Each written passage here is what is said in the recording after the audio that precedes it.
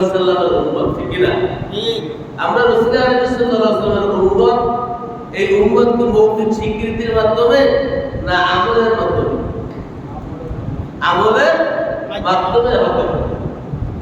আমলের মাধ্যমে কি হতে হবে? মিষ্টি আমরা যতই মুখে উচ্চারণ করি, এটার কি স্বাদ অনুভব করা সম্ভব? কোনদিন সম্ভব হবে? আপনি হাজারবার মিষ্টি উচ্চারণ করেন, কিন্তু মিষ্টির যে কোনো স্বাদ সেটা পাওয়া যাবে? পাওয়া যাবে। কিন্তু মিষ্টি আপনি একবার মুখে উচ্চারণ করেন নাই, কিন্তু আপনার হাতে দিলেও আপনি খাইলেন, মিষ্টির গুণাগুণ আপনি বুঝতে পারলেন না, পারেন নাই। এর মানে বোঝা গেল যে রাসূল আলাইহিস সালামের উম্মত মুখে স্বীকার করার চাইতে মূল হয়েছে কি কাজে পরিণত করা। এজন্য আজকের বিষয় হচ্ছে রাসূল আলাইহিস সালামের সুন্নতের তাবেদারি করা। সুন্নতের কি করা? ইত্তেবা করা, অনুসরণ করা।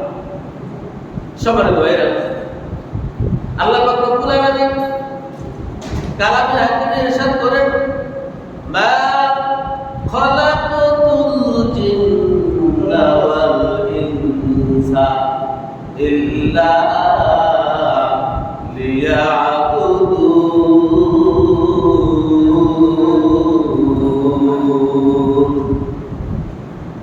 আল্লাহ রাব্বুল আলামিন বলেন, ও দুনিয়ার মানুষেরা লক্ষ্য করে শোনো, আমি আল্লাহ পাক রব্বুল আলামিন তোমাদেরকে সৃষ্টি করেছি।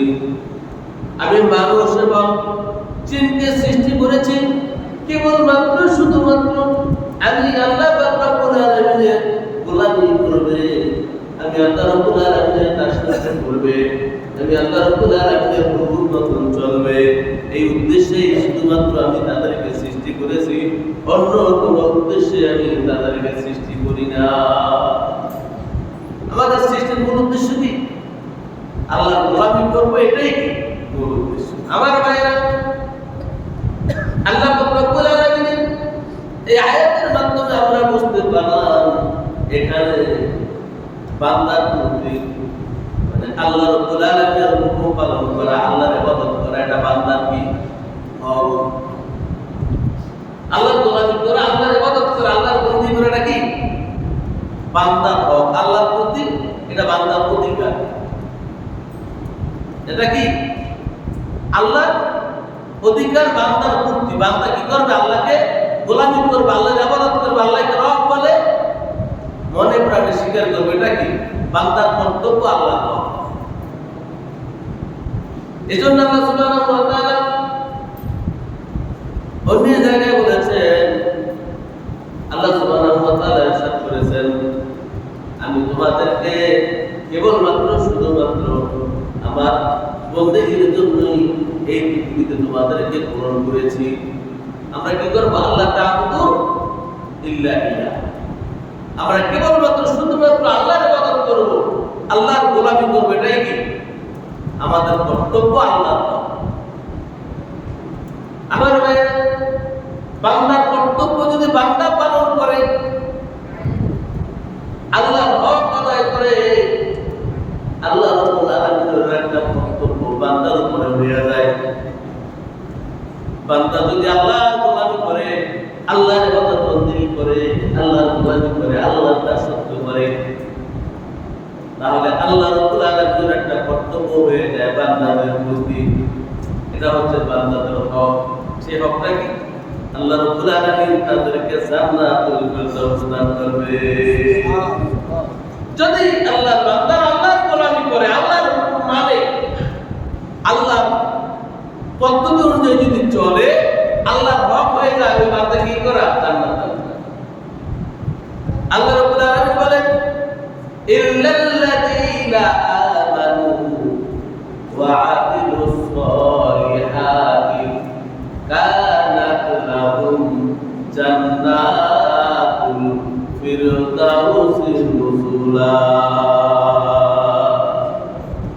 বান্দা যদি আমি আল্লাহর গোলামি করে, আমি আল্লাহর ইবাদত বندگی করে, বান্দা যদি আমার উপরে ঈমান আনে এবং আমার গোলামি করে, আমার ইবাদত বন্দেগী করে, তাহলে আমি তাদেরকে জান্নাতুল ফিরদাউস দান করব, এমন জান্নাত দান করব যার নিচ থেকে ঝর্ণা ধারা অবদান থাকবে। এমন জান্নাত দিব যে জান্নাতের নিচ থেকে কি ঝর্ণা ধারা অবদান থাকবে, সেখানে তারা কি সুখে শান্তিতে বসবাস করবে। আমার ভাইয়েরা, আমার বন্ধুরা, আমরা আল্লাহ রাব্বুল আলামিনের গোলামি করব, আল্লাহ রাব্বুল আলামিনের হুকুম মানব, আল্লাহ রাব্বুল আলামিনের ইবাদত বন্দেগী করব। এজন্যই কি করেছেন? আল্লাহ আমাদেরকে সৃষ্টি করেছেন। এখন এই ইবাদতটা কোন পদ্ধতিতে করব, এই ইবাদতটা কোন সিস্টেমে করব, এই সিস্টেমটাকে শিখাই দেওয়ার জন্য আল্লাহ রাব্বুল আলামিন প্রিয় নবী মুহাম্মদুর রাসূলুল্লাহ সাল্লাল্লাহু আলাইহি ওয়াসাল্লামকে পাঠিয়েছে। এই ইবাদতটা কোন পদ্ধতিতে আমরা করব, কিভাবে করলে আল্লাহ খুশি হবেন, কোন পদ্ধতিতে করলে আল্লাহ আপনাকে আমাদের জান্নাত দিবেন, দুনিয়া এবং আখিরাতের সফলতা দিবেন, এই পদ্ধতিটা শিখিয়ে দেওয়ার জন্যই কি করেছেন? নবী এবং রাসূলদের এই পৃথিবীতে আগমন। আমার ভাইয়েরা, আমার বন্ধুরা, আমাদের নবী প্যারা নবী রাসূল আলামিন সাল্লাল্লাহু আলাইহি ওয়াসাল্লাম এই পৃথিবীতে এসে প্র্যাকটিক্যালি এই ইবাদত আমাদেরকে শিখিয়ে দিয়েছেন না? তাই না মৌখিকভাবে? খালি মৌখিকভাবে না, প্র্যাকটিক্যালি শিখিয়ে দিয়েছেন। প্র্যাকটিক্যালি শিখিয়ে দিয়েছেন।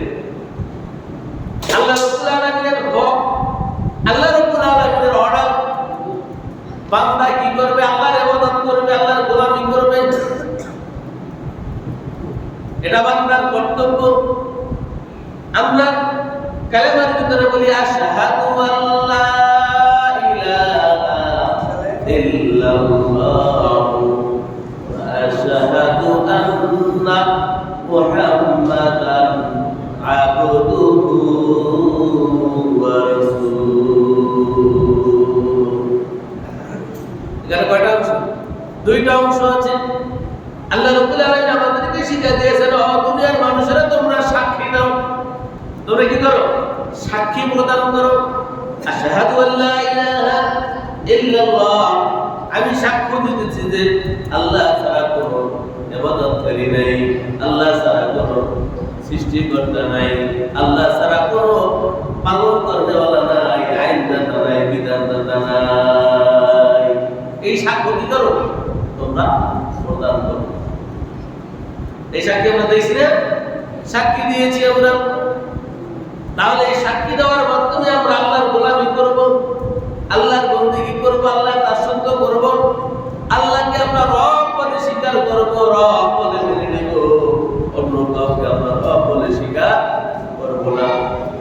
আল্লাহর সাথে অন্য কাউকে